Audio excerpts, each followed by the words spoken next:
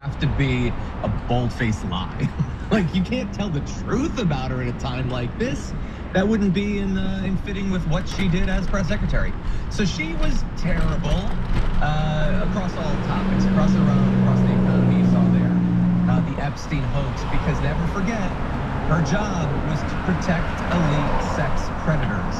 Just remember that as we get into her reason for leaving.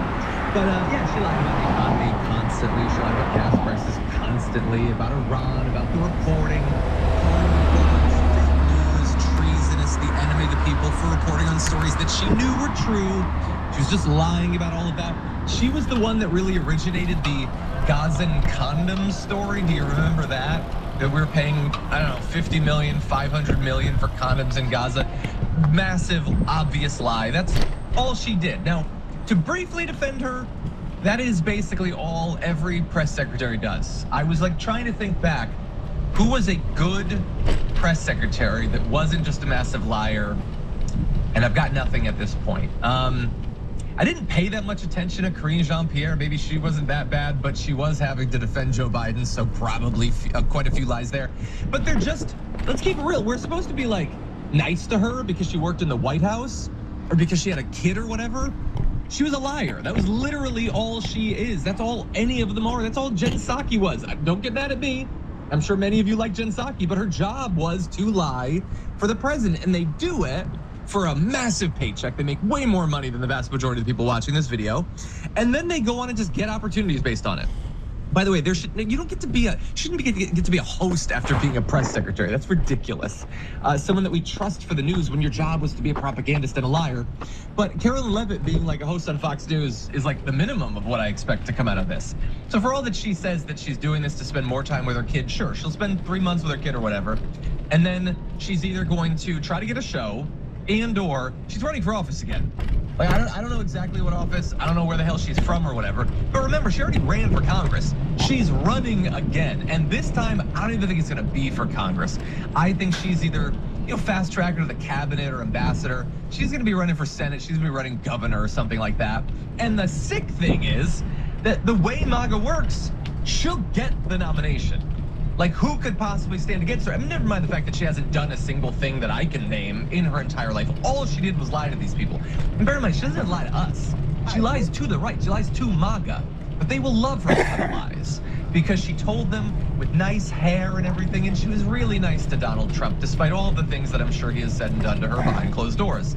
In any event, here is what she put out about why she's leaving. This is the latest crime that she's committed, is a post that long. Anyway, she says serving blah, blah, blah, past year and a half has been an honor and adventure of a lifetime. Well, I bet, protecting elite sex predators, that seems like quite the adventure. So she flies all around, blah, blah, blah. She says at some point, oh yeah, being a mother and welcoming a new baby while working in one of the most demanding jobs in the world. I just want to pause right there. So it's a job. Technically, you clock in, you spend some hours or whatever, and I'm sure doing that right after having a kid is difficult. Whether you're a good person or human garbage, it's tough. That said, one of the most demanding jobs in the world, you stand at a podium and you hear true things being said to you. You hear important, relevant questions being asked of you, and you lie. You lie every time, you lie in a predictable way, you lie shamelessly. That is not demanding. Maybe it's demanding on your eternal soul or something, but clearly you gave up on that. You lost that battle a long time ago. What the hell do you mean it's a demanding job? Have you literally ever had a job before? Every job is more demanding than being a press secretary. You put on nice clothes, you stand in an air-conditioned room, and you just knee-jerk lie at everything that's said at you or whatever. I'm sure some parts of it are demanding. I wouldn't want to be pawed at by Donald Trump when the cameras aren't on me, but it is not a demanding job. Real people, working class people work demanding jobs. Your job is to con those people. You don't deserve sympathy, you don't deserve respect. You will unfortunately get some because we have no standards in this country, but you won't get it from me. You won't even get it for your going away letter, because in addition to telling lies in text the way you did, she also apparently lied in the photos that she attached. So if you take a look right here, the Daily Beast took the original photo, which is on the left, and the one she posted after either altering it with AI herself or having someone alter it with AI. For some reason, having an actual photo from her job wasn't acceptable. So instead, she had to add volume to her hair when her hair looked perfectly fine in the left image, changed her cheekbones, narrowed her chin, enhanced her chest, and slimmed her waist. Now, look, I understand that being in MAGA, working for Donald Trump, there are a lot of demands on your appearance because he's a sexist and you chose to work in that environment. That said, first of all, what is wrong with the left image? Why is it unacceptable that that's how you look? And you do not just get to slopify yourself. And also, it doesn't even look like you in the right-hand image. Your face is on the left. And lest you believe that I'm being unfair and critiquing a prominent woman for changing her appearance. First of all, AI slop is bad. I don't care what group you're a part of. It's bad. But also, we don't just do this to her. Donald Trump does the same thing. We didn't end up running on the show, but he recently changed his appearance in an image with Gary Player when he was on his golf course, where he like sucked in his gut, changed his face, his chin line and everything, made himself look tan and actually trimmed his hair. He did that with AI too. So I noticed when the men do it as well. Everybody needs to stop doing it, okay? Just look the way you look, and if you want to look better, do it in the real world or whatever. Stop with the goddamn shortcuts. Anyway, Donald Trump says that she will remain an outside advisor. I don't know if she actually wants that job. There is reporting that she came back early to the job because he was bombarding her with requests for her to return. That might honestly be why she left. Maybe she's just annoyed with Donald Trump. And maybe she had to agree that she would remain an outside advisor for him to allow her to go or whatever. In any event, I'm sure he's still gonna be bothering her. And also as his outside advisor, don't expect to get any of their communications because we found out from the DOJ yesterday that all of that's privileged. Even if it's just him asking for, I don't know, hair advice, lactation videos. I don't know what he asks for or whatever. You're not getting any of it, okay, Brett? Anyway, so who is gonna replace her? Well, that's the fascinating question. Now, I would say, what's the difference? It's just, you could literally have Grok just lie at us. It doesn't matter what the face is that's lying at us. People are saying, though, that Scott Jennings is the current front runner to take the role, according to sources with knowledge of the situation. And I guess that makes sense. The literal only reason you know who he is, the only reason he has a job is because he's yet another unrepentant liar. He has given up dignity, whatever, just to lie, so that he could be on a camera, get a paycheck or whatever. And he just lies and lies and lies. He tells things that he knows are lies. And he knows that we know that he's lying or whatever. That's the sick, grotesque job that he has right now at CNN. And soon he'll move on. And by the way, like I have a lot of bad words to say about Carolyn Levitt and Scott Jennings, by the way. But can we also spare a little criticism for CNN? Because they have provided a paycheck and a platform to a guy who was, for years now, lying. They knew he was lying. They let him keep lying so that he could try out to be the chief liar in the Trump administration. And they gave that to him. Stop doing that. I know that you like have to have balance or whatever, and it's totally working because so many conservatives watch CNN or whatever, but you do not have to reward people for lying. You can have expectations for some sort of loose even commitment to journalistic ethics. You have to like flip it down.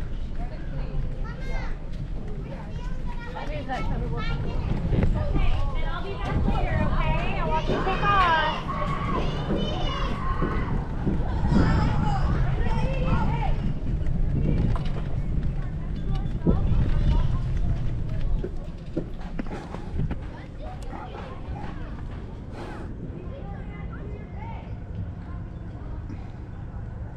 It's more likely to be that. I mean, Trump has chosen men as press secretaries before. He definitely does prefer men to women in general. He doesn't think that women are deserving of much. But whoever it is, I'm sure they're going to be terrible. They're going to be terrible, terrible liars. We'll see, though, if they have machine gun mounts. Anyway, with that said, let's jump into more news. Prepare yourself for a bit of a tonal shift here. Donald Trump's forever war with Iran has now gotten so bad that sailors deployed to the region are reportedly attempting to take their own lives because they just can't take it anymore. Multiple sailors have reportedly attempted to throw themselves overboard, in particular from the USS Abraham Lincoln. One, and we found this out right before we went live, there's a lot of reporting the last day about attempts to do it. There was a report that last month one sailor did go overboard. They actually successfully jumped overboard. They were thankfully rescued by fellow service members a short time later. The Navy, by the way, is denying all of this. That doesn't mean anything. I wouldn't have trusted them even before Pete Hegseth took over the military. I'm damn sure not going to trust them now. But there are relatives of actual service members that have tried to do this that are coming forward and telling their stories because they're doing everything they can to get the media to cover this story, because going directly to the Navy and the military hasn't worked because nobody there cares. Because what are they going to do? What is Pete Hegseth going to be like? I can't stand for this war anymore. It's harming morale, and I just respect the war fighters so much. No, he doesn't care about them. So they have to come to the media. So Annabelle Loma talked to the media, said that told by the ombudsman that of the Navy that her husband had attempted to jump overboard. She said she has only been able to speak to him a handful of times since, and that he was now in a medical hold, I guess because they're worried he might do it again. Maria Rodriguez said her husband had told her he'd spotted another sailor preparing to go overboard. Stars and Stripes reported a separate incident in which watchstanders stopped a sailor from going overboard. And it's only going to get worse because they have been there for a long time. There are thousands of sailors deployed. Some of these individual ships have a ton of people on them. And so, for instance, in this particular ship, 5,000 sailors and Marines set sail from San Diego on November 21st. They have been on the ship since then. Their deployment was originally set to end in May. The war shouldn't have even still been going on at that point, but it continues to be extended because we're in a stupid forever war. And we have no idea when they'll actually be done. So I just want you to imagine being stuck on a ship like that for months and months and months and months, gradually losing your mind and worrying at any given moment that you might literally die. I spent at most a couple of weeks on a ship to shoot that documentary, and I was losing my mind. And I wasn't worried about being killed by a drone or whatever. So I have infinite sympathy for these sailors who have tried, albeit they have to do it anonymously or they'll lose their jobs, their careers, to let us know about the situation on the ship. So here are some texts that were sent to the media. This deployment is the worst one, and I pray no other boat goes through the same. Even people that have been deployed 100 times claim this one to be the worst and believe it can get worse than this. The Navy does not care. The mission will always come first. One said, haven't had milk in 3 months. One says it takes so long for supplies to arrive, nothing fresh is included. So we haven't had anything fresh except meat because it's frozen. Sometimes it gets here rotten. And they talk about in this clogged toilets, mold or mildew on the showers, a lack of supplies, problems with the food supply. I just want all of you to remember, we pay $1 trillion a year for our military. And this is the conditions that the sailors are being kept month after month after month in these stupid wars, okay? And they're asking for $500 billion more, but that just goes to defense contractors to pay for missiles and bombs and drones and stuff. And then we blow them up over the Middle East so that we can buy more. It's never gonna get better for these sailors, not with people like Pete Hegseth in charge. So 200 relatives had a meeting with Navy officials last year begging for help. They've talked, like we said, about basic supplies and contamination of the water, their deteriorating mental health, deck safety concerns, issues with mail and care packages and all of that. Senator Richard Blumenthal is raising concerns about this. He's a Democrat. The reason it's him is the Republicans don't give a damn. And by the way, prove me wrong if you actually care. Take the reins on this war. Do your goddamn constitutional duty and check this thing rather than just sitting on your thumbs as month after month after month goes by, but they're refusing to do that. So I have to assume they don't give a damn what happens to these sailors. Now, the Navy put out a statement saying the health and well-being of every sailor aboard Abraham Lincoln is a priority. I guess maybe that's true. Maybe they care equally about every sailor that's still on the boat, everyone that's floating in the water, and everyone that's currently transiting from the former to the latter. I don't know. Maybe they care about them. They're certainly not acting that way, though. And I have so much sympathy not only for the sailors, but for the relatives. Just imagine, like, you're doing everything you can to get help for your family member, knowing that the people you meet with at the military just don't care. Okay, with that said, let's turn to a related topic. Donald Trump's lies about the Iran war are getting harder to accept, even for those at Fox News. Despite President Trump claiming total control over the strait, traffic has slowed really to a trickle. If you look at this, before the conflict, more than 100 vessels a day were crossing. Monday, 8 vessels crossed. Yesterday, 14. Now, those are constraints, and that's changing the government's energy outlook. And so, as Brett Baer says there, yeah, Trump can claim, and we'll show you, he claims we have total control or whatever. Yeah, a few ships go through, just a few, not enough to actually cause the price of oil or gas to go down. And as he lays out, the government's own internal estimation of the medium-term cost of gas and oil is both going up. Trump is lying about that. And Besant's lying about that. They're all lying about that. Carolyn Levin on her way out is actively lying. They know what the estimates inside of the government are. And some minor credit to Brett Baer for at least acknowledging that. Now, over on Fox Business, they brought on someone to try to put a little bit more optimistic spin on it. But in that case, even there at Fox Business of all places, the anchor wasn't totally buying it, as you'll see. Did you see this, Liz? The Energy Information Administration reported this morning a massive build in oil inventories last week. Actually, it was the most in 3.5 years.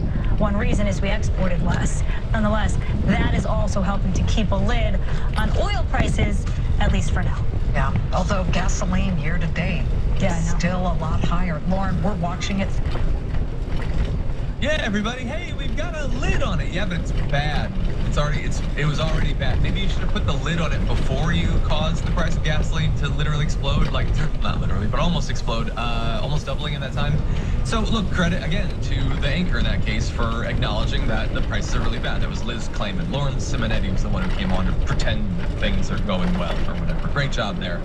In any event, Donald Trump doesn't want you to believe this. So he goes to Truth Social and says, we have total control over the Strait of Hormuz. Again, I've laid out how you could demonstrate that. He's incapable of doing it. I think we will keep it. So we're at that point in the cycle once again, where to make himself feel better, he did his slop over the weekend. Now he says that we'll have the strait or whatever. We can't even do it right now. Our naval blockade is being called by everyone a wall of steel. I've literally never heard anyone call it that. Why would you do that? What, you don't put walls over water, you jackass. There's nothing Iran can do about it. Well, sometimes they blow up the ships, they do that. They have no navy, they have no air force, blah, blah, blah. Their soldiers are unpaid. So their soldiers are slightly worse off than our sailors, it turns out. The IRGC is decimated and fleeing. Their leadership is uncertain at best. They have no money. Their country is shit. All they have is fake news and 300% inflation, which admittedly is worse than our inflation. We're not doing well. They're worse, I guess. Iran is all talk and no action. The bully of the Middle East no longer. Praise be to Allah. And that really is the entire point of the message. So lie about the situation economically, militarily. But hey, I'm going to make fun of their religion, everybody on True Social. You like that? You getting anything off of this? You getting a quartered chub off the fact that I mocked Allah? Is that working? Iran, my favorite sentence though, is Iran is all talk and no action. Where have I seen that before? But anyway, yeah, the situation is going poorly. The oil and gas situation, we had thought during the ceasefire might be starting to inch down, but obviously that didn't work. It was never really a ceasefire, and even that didn't last. According to Gas Buddy, the national average for gas prices is now at its highest ever level this late in the calendar year, meaning the national average has never been above $4 a gallon after August 12th in any previous year ever. That includes the pandemic years. Now, that doesn't mean that there's never been more expensive gas. Gas prices are somewhat cyclical based on what time of year it is. But at this point, this late in the year, it's never, ever been this high before. And it is not difficult to figure out why. Donald Trump is just choosing to make it that high by continuing this stupid war. And you can see some of the historic comparisons of the average retail price chart for gasoline here. So that stretches back to basically near the beginning of the pandemic, I guess, on the left-hand side. So you can see the gas prices did shoot up during the pandemic, and then in somewhat fits and starts, gradually started to go down. So that by the time we get into the beginning of 2024, gas prices are on the downslope, and they're not that much higher than they were before the pandemic. But then you see on the right-hand side, Donald Trump has chosen, totally by his own, to raise gas prices to almost the level they were at when the entire goddamn global economy was shut down by the worst pandemic we had in a century. That is the Trump effect. It is basically, where gasoline is concerned, COVID, except it's just a thing that he chose to do, or a thing that he was ordered to do by Benjamin Netanyahu. I don't know which of those is better, but one of those, I guess, is the thing that's happening here. And I just wanted to throw one other fact out there about the cost of all of this, because I saw this right before we went live. So we've been focusing, a lot of the media's been focusing on our Tomahawks, our Patriots, the offensive and defensive missiles that we have that we're rapidly running out of, that we keep getting lied to by people like Carolyn Levitt, Pete Hegseth, all of that. Turns out we're also starting to lose our expensive MQ-9 Reaper drones. Apparently 45 of them have been, well, the report says lost during the Iran war, but I don't think it was like lost in baggage handling or something. Evidently they've been shot down or they crashed. 45 of them. And they cost between $30 million and $50 million each. We've lost about a quarter of our entire fleet in the war so far. Altogether, that's about $1.3 billion. And we had not been told about this. I've never seen any reporting over the past few months about the fact that these are all being shot down. And why would they? Argo gas hits all the marks. It cleans engines, boosts performance, and enhances fuel economy. All of this is just $6.99 each. When you mix and match, add